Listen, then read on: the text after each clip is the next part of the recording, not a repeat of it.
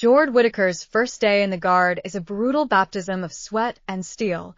Will he rise or crumble under Lapo's relentless training? A mysterious recruit, Crane, watches his every move, hinting at rivalries yet to unfold. Tune in for a gritty tale of grit, grime, and the masks we wear to survive.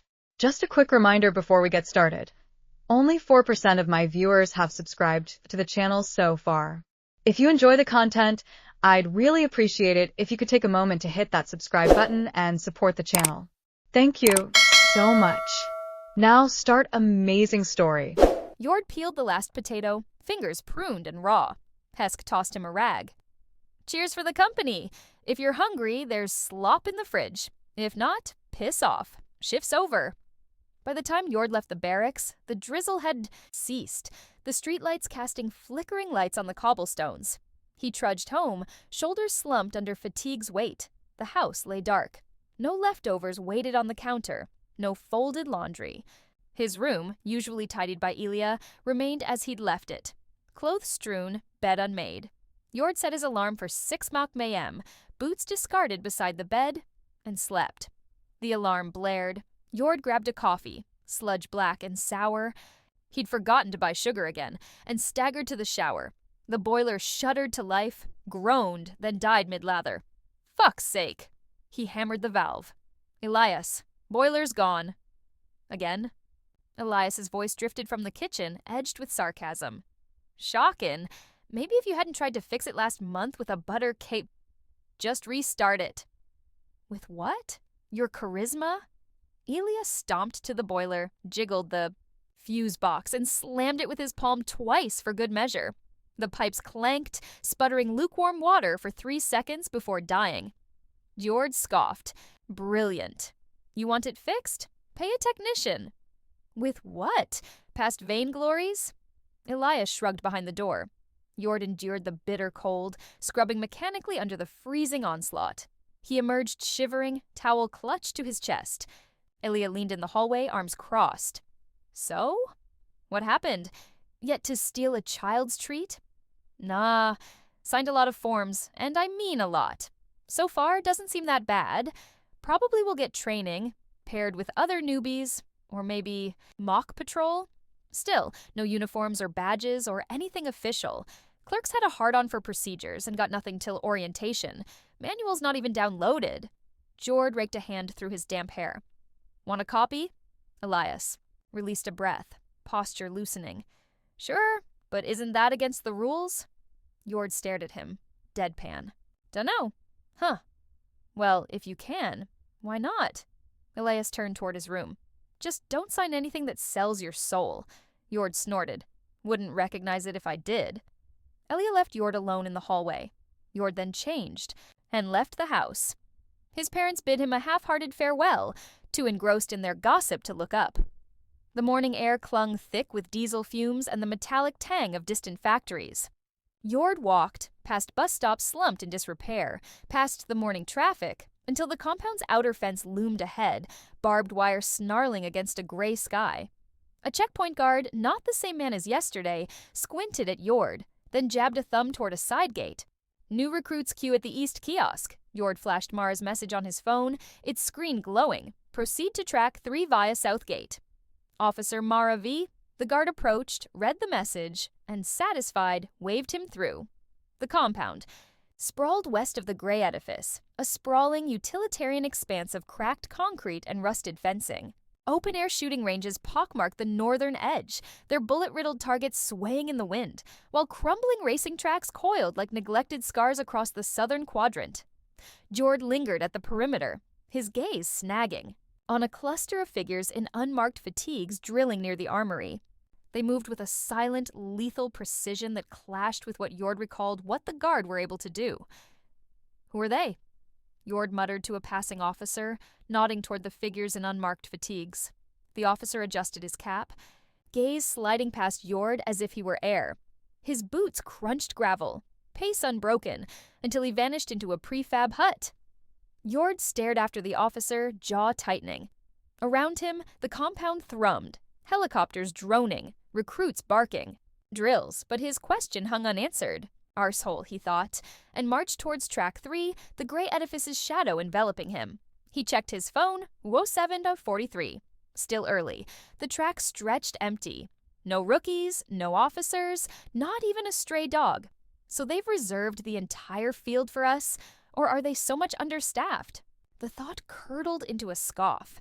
He glanced at his phone again, checking again Mara's earlier message. Await Officer Jory at track 3. He will shepherd your group. No explanation, no timeline. George scowled. Shepherd, as if they were sheep to be. Corralled, not recruits. He sought shelter from the chill air, slumping against a fence post. The sun-warmed metal seeped heat into his back as his phone buzzed again. Another notification. Delayed. Officer Jory will arrive. 09:15. Terminal malfunction. George's irritation flared, then died. What was the point? The guard's organizational ineptitude was being proven as reliable as the boiler back home. Time oozed past.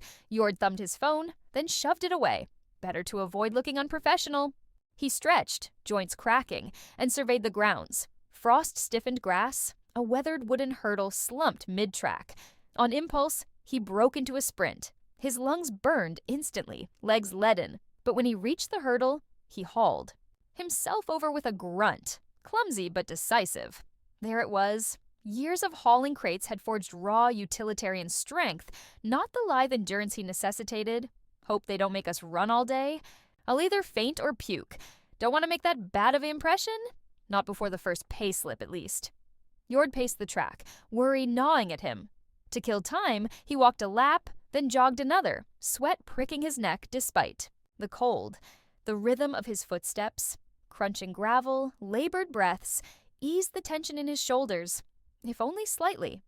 By his third lap, a man approached, short, wiry, with hair the color of stale tea and a uniform frayed at the cuffs. He stood at the track's edge, arms crossed, watching Jord with a smirk that bordered on pity. Whitaker? The man's voice was gravelly, like he'd smoked his way through a decade of bureaucracy. Jory's stuck in a terminal blackout. You're with me now. Let's see if you can climb a wall without crying. Jord stopped mid-stride and approached the man. Sorry, sir. You are? He asked, squinting at the stranger's bare collar. Jory's partner. The man thrust a thumb at his chest. Name's Lapo. Now clench your trap and follow. He strode toward the obstacle course, a mess of frayed ropes and sun-bleached walls, without glancing back. At the base of a timber wall, Lapo jerked his chin upward. Climb over twice. Most can't. Jord eyed the splintered wood, then gripped the ledge. His shoulders burned on the first haul, palms, raw by the second.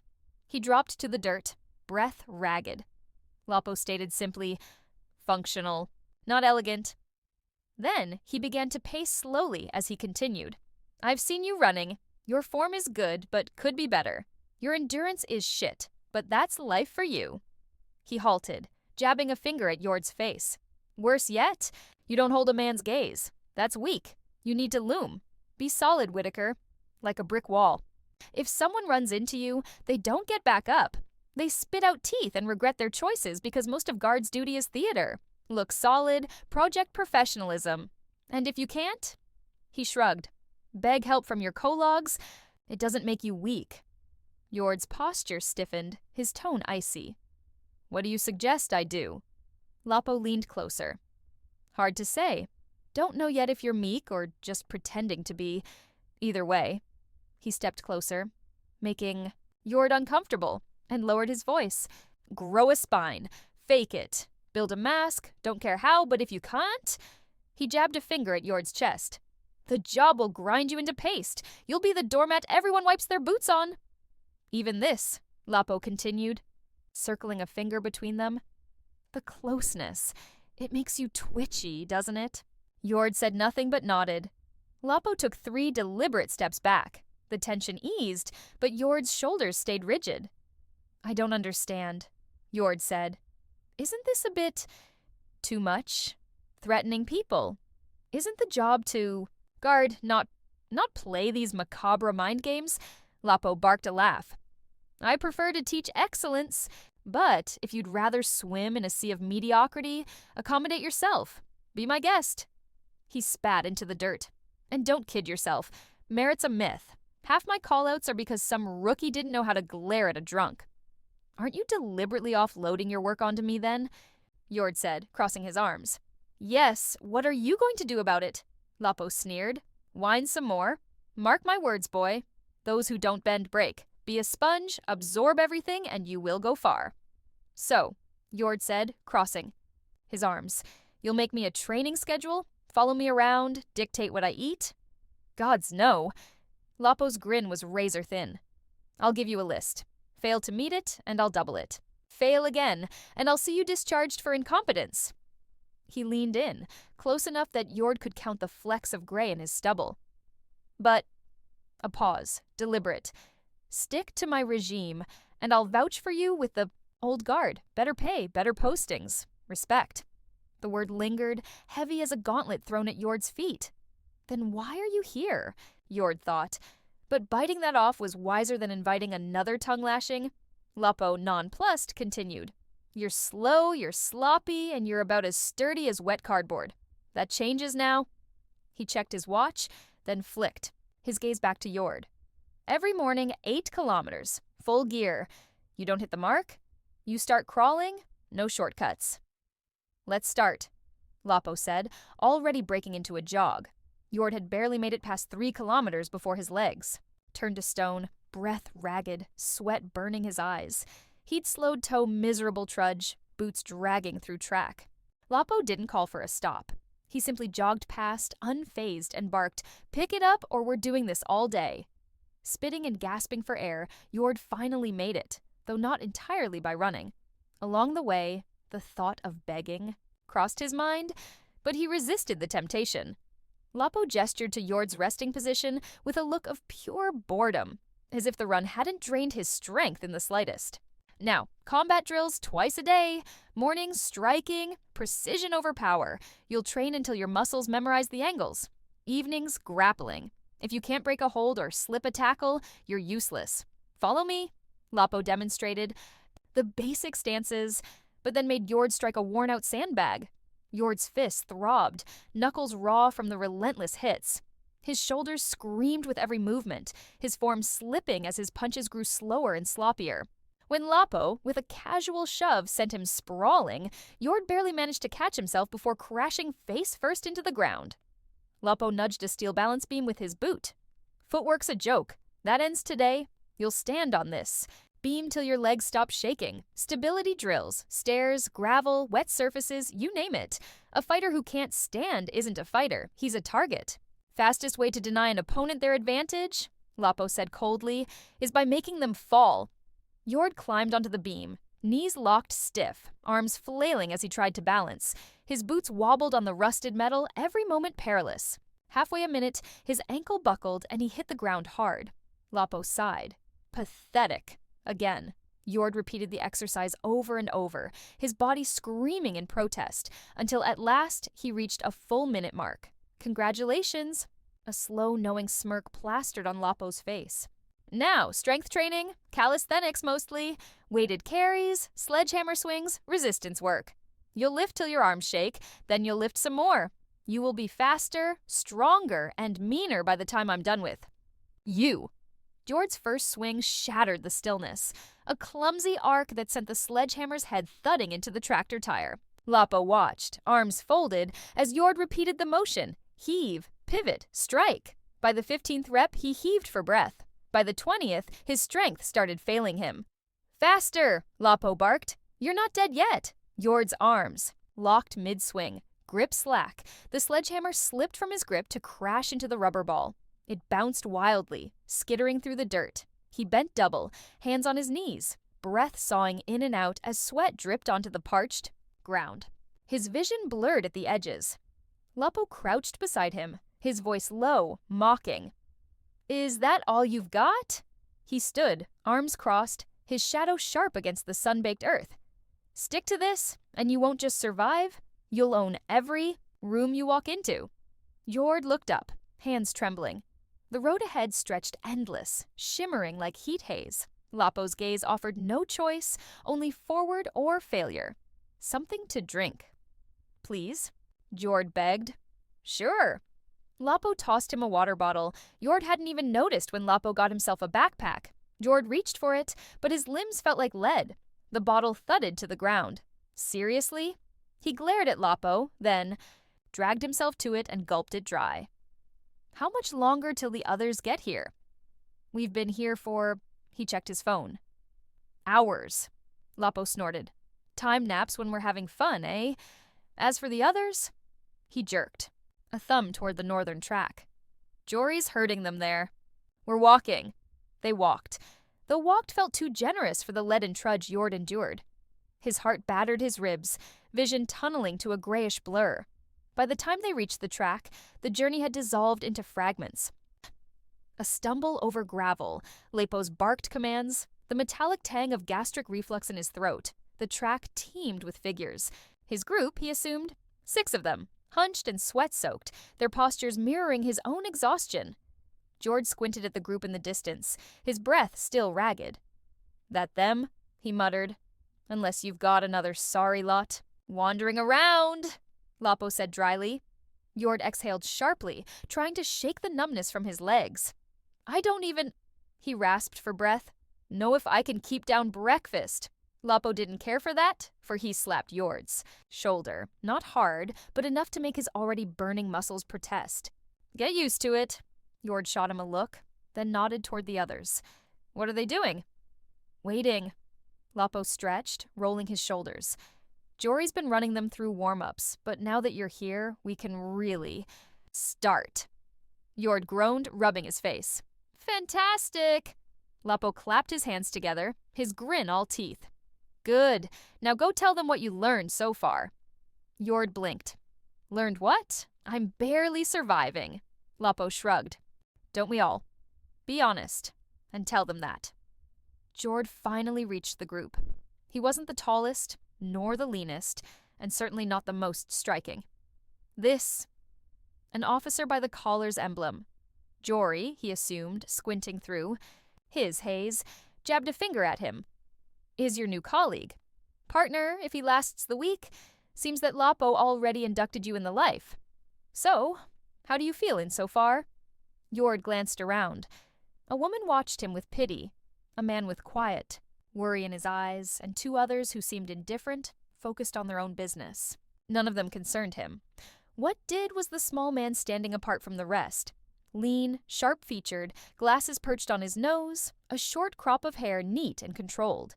He wasn't just looking at Jord, he was staring, gaze heavy, with something unreadable, something bordering on menace. Jord didn't know why, but he made a mental note of the guy. Maybe it was nothing. Maybe he was imagining it, but better safe than sorry. He'd watch his back, especially if he ever got partnered with him. My name is Jord Whitaker, and as Officer Jory mentioned, I'm your new colleague. Pleased to make your acquaintance. Better to start on the right foot. Stay on their good side, Jory snorted. Yeah. Let me guess. Lapo already ran you into the ground? Take it easy for now. You can join us when you've got your legs back under. You. No point in barfing first thing in the morning, right? He glanced at one of the indifferent men from before, a tall, broad-shouldered guy with a heavy build and a shock of crimson hair.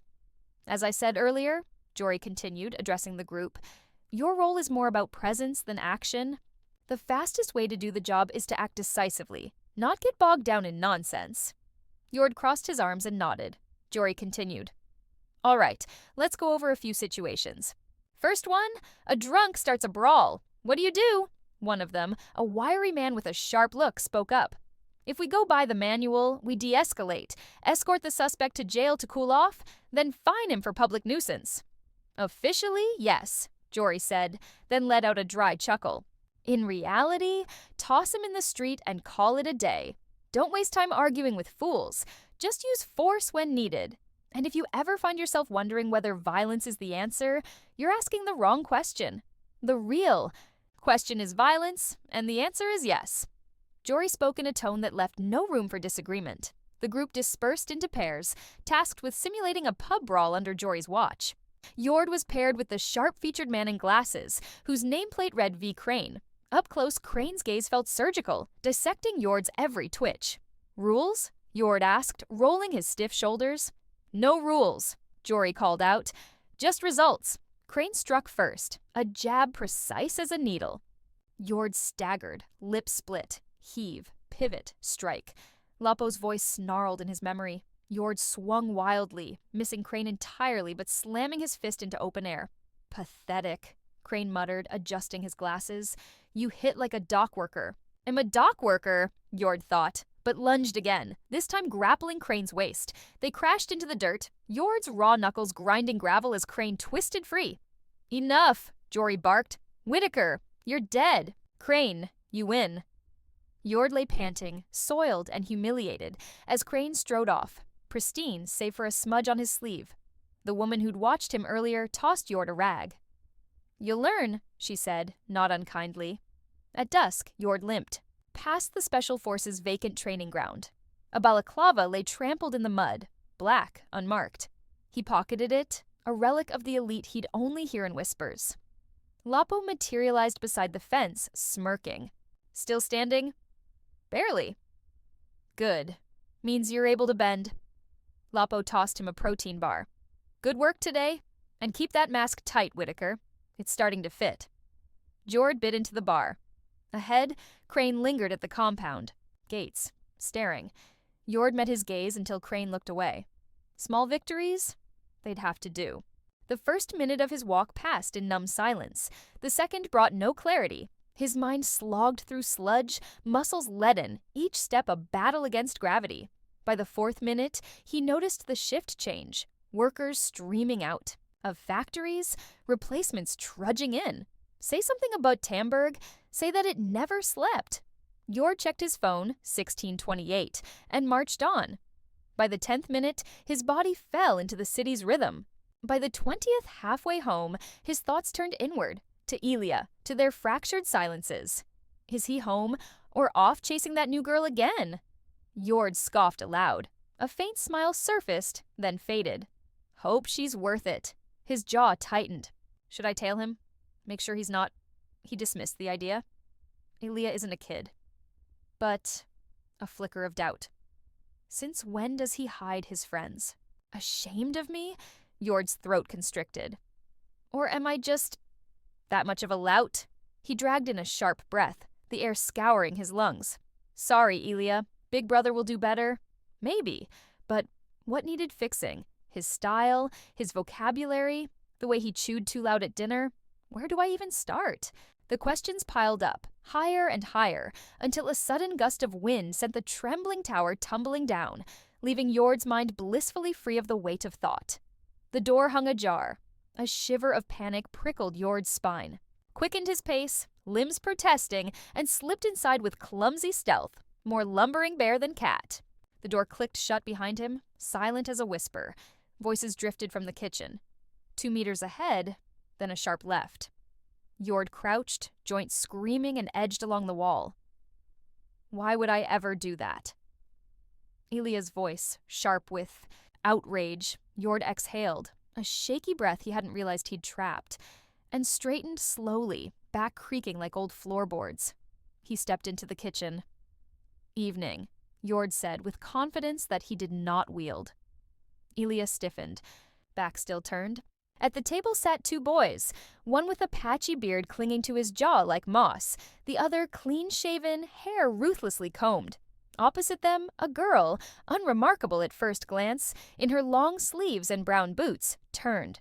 Her eyes locked onto Jord's, and he faltered. Crystalline, depthless. A gaze that pinned him mid-stride. Elia turned, eyes narrowing the moment he saw Jord. Where the hell have you been? Jord leaned against the doorframe, forcing a casual shrug, despite the stiffness in his shoulders. Training. He kept his tone neutral, avoiding the word guard. In Tamberg, the institution's name made scrunching one's nose a prerogative, tainted by the Leviti occupation 2 decades prior when the guard had swapped their badges. For invaders' colors, enforcing curfews and confiscating proprieties. Jord had been too young to understand then. The chaos filtered through whispers and half-remembered shouts. The bearded one snorted. Training or getting your arse handed to you? Jord gave him a flat look. Both. The clean-shaven boy smirked but stayed silent. The girl, however, studied him with quiet interest. fingers idly tracing the rim of her cup. Elias sighed, rubbing his glabella. Whatever, you're just in time. These two were about to start another pointless argument. The bearded one, Jord pegged him as the loud type, leaned forward. It's not pointless. I'm saying the rules don't matter when things get real. You don't stop to ask what's fair in a fight. There's a difference between being practical and being reckless, the other boy countered, voice smooth, measured. You're not useful if you're dead. You're not useful if you're afraid to act either. The bearded one shot back. Jord raised a brow. Should I even ask what this is about? Elia groaned. No, because it's stupid. The girl across from them finally spoke, her voice calm but firm. We were discussing how much force is necessary in our line of work, whether following procedure always makes sense. Line of work? The hell, Elia? Jord's lips twitched. Funny. I had almost the same conversation earlier. The girl tilted, her head slightly. And what do you think? Jord hesitated. Her gaze was piercing, not demanding, just expectant, waiting. He exhaled and met her eyes with bravery. I think violence isn't an answer. But a question? Jord quoted Jory, the words settling awkwardly in his mouth like borrowed clothing that didn't quite fit the contours of his body.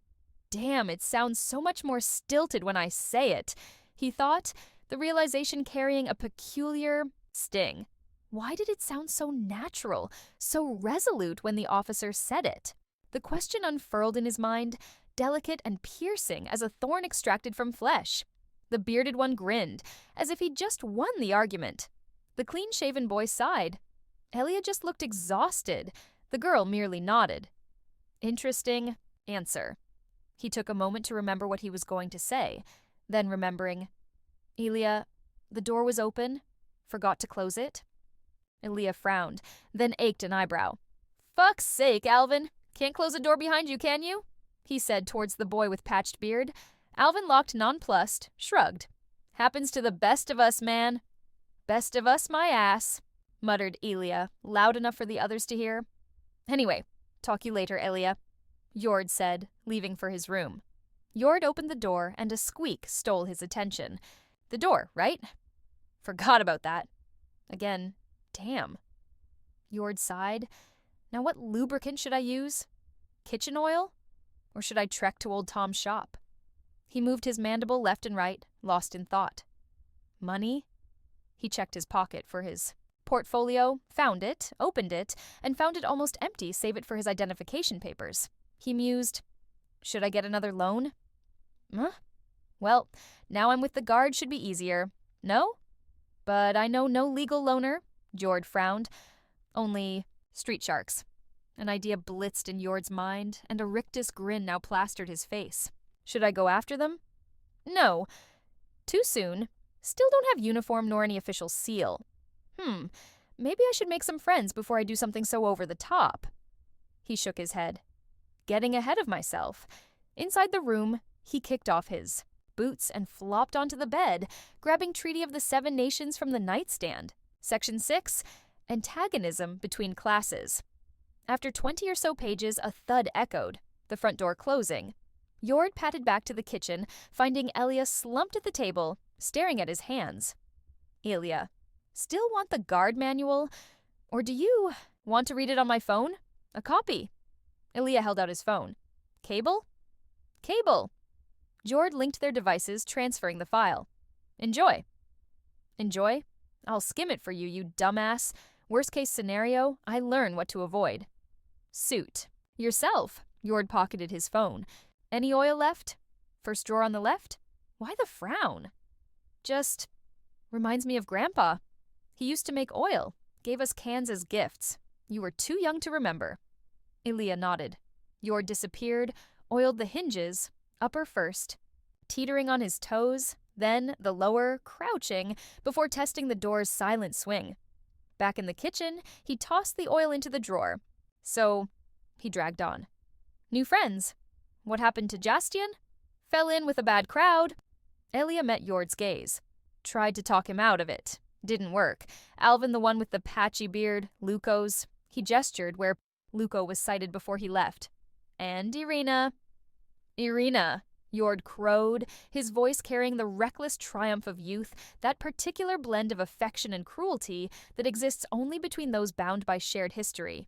The one who's got you on the clouds and now made you redder than a chili. He snapped a photo of Ilya's flushed face, the moment captured in digital permanence. That particular shade of crimson spreading across his face like spilled wine on linen, a telling flush that spoke volumes where words dared not venture.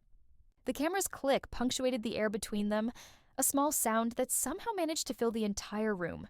Ilya's eyes found the floorboards, suddenly fascinating in their weathered patterns. Each groove and whirl a sanctuary from Jord's knowing gaze. His embarrassment was a tangible thing, delicate and raw as a newly opened wound, yet somehow precious in its vulnerability. This unguarded glimpse of tender feeling normally kept tucked away beneath layers of carefully constructed nonchalance.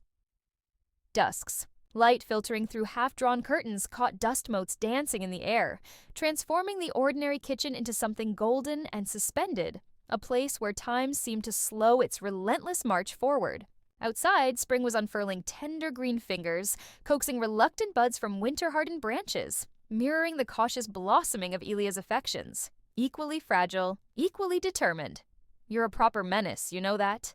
Ilya murmured, words directed at the floor rather than at Jord, his voice carrying notes of both irritation and something softer, more complex. The reluctant fondness one reserves for those who see straight through our carefully constructed facades to the truths we hardly acknowledge to ourselves. But then Ilya lunged for the phone. "Delete it!" "How?" Jord held the phone aloft. A head taller, Ilya continued his struggle to reach the offending machine, but nature was a cruel mistress and didn't give the gift of height to him. So his efforts turned futile. "Fine, fine."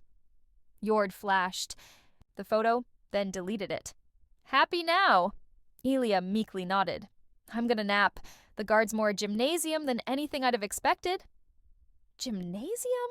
Yeah, made me run, stand, grapple, all that, all day. Doesn't sound so bad. Exercise is good, you know? "Talk for yourself, you lout." Almost spat a lung. No end to their training, one thing after another.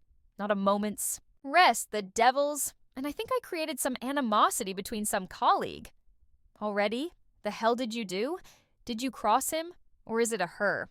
Like, did you stare at him or something? Was a man, and I don't think so. No, I was going with Lapo. Man's a senior guard officer. And I was new, right? First day and all that.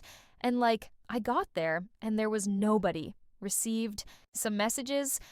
Messages? Did you make a plan? With what they No, nothing of the like. I'm on their network, it's linked with my profile and all that, and they can send me all sort of official messages. Jord continued, Ilya falling silent. It's how I received the manual. So again, I was there. The whole place was deserted save for some special forces, I think. Anyway, was alone on the track, and not wanting to be seen as a lazy, I started warming up. And after some running, there comes a man. Comes from nowhere, almost got me a scare. And then he starts saying things. And, I kid you not, he starts that. I need to loom. Ilya raised a brow. Well, he's not wrong. You lack a bit of oomph, if I say so myself. Ilya finished. Right. Jord narrowed his eyes at Ilya. Sure, anyway, he's a bit peculiar. Yes, peculiar. Jord nodded to himself. Made me almost throw up twice the devil. So yes, done that. An hour or two passes, and then I met the group. Rookies like me, and the other senior, the one I quoted before. What? Why are you frowning? The violence thing that I said before. What the hell are you suspicions for? Anyway, first sight, and the guy was already glaring at me. I mean glaring, Ilya. Can't mistake that. Anyway, Jory, the partner of Lapo, made us start a mock fight. The cunt, for a cunt he is, made me pair with the other cunt. His name is Crane. I saw it on his uniform. Still haven't got mine, by the way. Sounds like he was pissed. You skipped procedure. Procedure? What procedure? You read his name off his uniform. Others were in uniform too, yeah? He probably thinks you're cutting corners. Doesn't like that. Huh. Spilled milk then. I glared at him like Lapo said. and he looked away. Sorted. Elia stared at Jord, incredulous. Congratulations! You fool, you turned a snub into a feud, belittled him in public. Bloke's got pride. If he's got spine, he'll make you pay. Expect mockery. Ain't that excessive? I just glared, and he already mopped the floor with me in a sparring. Don't overlook wounded pride, Jord. Try to smooth it over. Doesn't have to be friendship. Just don't make rub salt in the wound. Yeah. I'll think about it later. Jord's eyelids were already drooping, each blink, demanding more effort to keep him awake. Elia snorted and tossed him a threadbare towel. Take a shower first. You stink to high heaven and back. Too late now? Jord collapsed onto the sofa. If I snore, kick me. He was out before Elia could even reply. The scrape of the front door stirred Jord from a half-dozing stupor. He blinked, disoriented, senses jammed up by exhaustion, as voices clattered down the hall. Again, with the overtime, his father's rasp, sandpaper dry, told him unions threatening strike votes? And I told you, keep your head down. His mother, Irina, snapped back. Family enterprise, they call it. Means they'll gut you faster if you squawk. Jord scowled into the sofa cushions. Family enterprise? The phrase came back like a tide wave in his memory. 12 years at Pryor & Sons Textiles, his parents still came home stinking of dye vats and compliance. A gasp. Gods alive! Irina's shadow loomed. Over him, sleeve pressed to her nose. You've marinated in a pigsty! Trained, showered, tried to. Jord grunted, rolling upright. Boilers still cursed? Doubt that, she huffed, though her glare softened. Go scrub proper and air those rags. The shower hissed to life, pipes groaning like rheumatic lungs. Jord braced as the first icy droplet struck, then yelped when the water abruptly lurched to scalding. Heavens! He fumbled the knob. By some miracle, the heat pacified and held. Jord slumped against the tiles, steam scouring the day's stench from his pores. Loom. Lapo had droned today. Learn to loom. The words rang like a bell, reverberating in his mind. He dreamt of leaking pipes that night, and of Elia, silent at the kitchen table, carving something small and sharp from a block of birchwood under, a sky that held no stars. Jord awoke to agony. Every muscle seized, locking his body in a rigid, cast-like stillness. He tried moving his hands, his biceps ignited with white-hot pain. Attempting to stretch his arms only wrenched fresh, flares forcing them back into a braced curl. He rolled sideways to sit up, but his quadriceps screamed in revolt. Muscles spasmed uselessly. I'm trapped. Pain wasn't new to him. But this was a vice. Need to message Lapo. Can't bloody move. Gritting his teeth, he cursed through. The ordeal, clawing for his phone. His thumb hovered over Lapo's contact. Call or text, Band-Aid or sword hanging. He ripped the Band-Aid and called. Whitaker. Lapo's voice crackled through, brisk. Sir, body's done in. Can't move. Not joking. A dry chuckle. Happens. Rest today. I will handle paperwork. Then the line died. That's it? Jord slumped back, suspicion warring with relief. Second day, already sidelined. Brilliant. Drifted fitfully until Elia shouldered the door open. Sacked already? Can't move. They gave me a pass. They? Asked Elia. Lapo, the officer that ran me through hell. Devil's playing nice? Maybe he's not all bile and bite. It's a trap, Jord growled. Lull me before the storm, Elia smirked. Or he's just decent. Decent. May the heavens scrub his saintly soul, Jord spat. Piss off. Sir, yes, sir, Elia saluted mockingly, leaving the door ajar. Little shit. The day bled by. Jord devoured Treaty of the Seven Nations. His bladder gnawed at him for relief, but the walk to the bathroom was a martyr's pilgrimage. Every shuffle a descent into purgatory, every step a prayer. And so he tried his hardest to optimize. The voyage. When Elia returned with greasy takeaway, Jord devoured it wordlessly. Pride stifled his whimper as he levered upright. Salt fat soothed the sting. Do you think this will be a black mark on your record? Elia questioned, collecting the emptied container. Jord stared at a flower on the white wallpaper. So, be it. Not like I can do anything. That day sleep came like a coup de grace. The second day was marginally better. His muscles still screamed, but now a dull roar rather than yesterday's cacophony. Jord flung himself into the shower, scalding water loosening the knots in his corded limbs, until the morning chill seized him anew, stiffening every joint. Only the shuffle of the crowd steadied him, their rhythm lulling him into step despite the flares of pain. At the gate stood an unfamiliar officer. No uniform, no message from Mara. Jord prickled with unease. He approached, shoulders squared. Sorry, rookie in training. Can I enter? The woman arched a brow, scanning him head to toe. Name? Jord Whitaker. A moment. She tapped her tablet, scrolling. Clear. He slipped inside, adrift until instinct led him to Mara's desk. Empty. A clerk nearby snorted.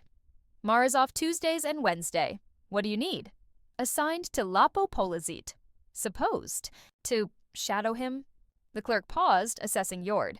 6 months under Polazzi, then full guard status. Weapons, patrols, the lot. Understood? Understood. Where's Lapo? Track 1. Jord found Lapo mid-lap, sweat glinting under the pallid sun. The man slowed, grinning. All good today? He knew. Some soreness, sir. Warm up will fix that. Lapo set off at a brisk walk, pace quickening but never breaking into a jog. Does this happen every time? Jord gestured to his aching limbs. Only at the start. Push too hard. Pay the price. Lapo shrugged. Train steady, and it dulls. Now, keep up. Jord struggled to keep up, the pain never fully receding, only abating slightly. Sir, are there showers? I noticed people scrunching their noses when I left on Monday. Lapo chuckled. Barracks have showers. Didn't cross your mind? Didn't have the energy to think. No. And the uniform? Shouldn't I have received it by now? Didn't. I tell you? No. Ask Greg at the armory. He'll issue you a standard uniform, a spare, a parade set, and a plastic ID card for the gate checkpoint. You've got the smart card, yes? Jord tapped his breast pocket. Here. Don't lose it. Replacement costs a quarter of your next payslip. Bonuses and overtime included. Policies to discourage forgetting things. Same goes for your ID, uniform, everything. Lose your firearms, though, and you're in deep shit. Understood? Yes, sir. Damage or scratch anything, and you pay. No exceptions. Jord frowned. Isn't that a bit cheap? Yes, it is. Top brass won't give more than they can claw back. Lapo said, then his tone hardened. Smoke or drink, and you'll regret it. Not the bureau they generally. Don't care, it's me. I expect the aches, the pains. I've been there. But self-sabotage? He leaned closer. I'll make hell feel like a holiday. Clear? Yes, sir. Understood. Jord replied meekly. Why do you even care? Lapo slowed, clapping Jord's shoulder. Your mask, it's slippin', lad. Sorry, sir. I'll do better. Good. It's your sort I like. Ones who listen and push. Lapo's smile reached his creased eyes, fleeting but genuine. Jord limped toward the armory, each step a fresh reminder of Lapo's. Warm up? The building loomed ahead. Inside, the air smelled of gun oil and chlorine. A grizzled man with a tattooed forearm leaned against the counter, picking at a sandwich. Greg? Jord rasped. The man, Greg, glanced up, crumbs clinging to his beard. Rookie? Jord nodded. Uniform, then, said Greg. Yeah. Lapo. Sent me, Greg snorted, wiping his hands on his trousers. Lapo, eh? Poor bastard. Still lost in the ghosts of the past. He vanished into a back room, returning with a bundle of khaki fabric and a plastic ID card. Sign here. Damage it, you pay. Lose it, you pay double. Jord scribbled his name, fingers trembling from training. The uniform felt coarse, the stitching uneven. Parade set? Parade set. Greg tossed a second bundle, this one crisp but yellowed at the seams. Last worn by some rook who quit mid-shift. Lucky you. Jord hesitated. Firearm? Greg's grin revealed a lot of missing teeth. Earn that first, sunshine.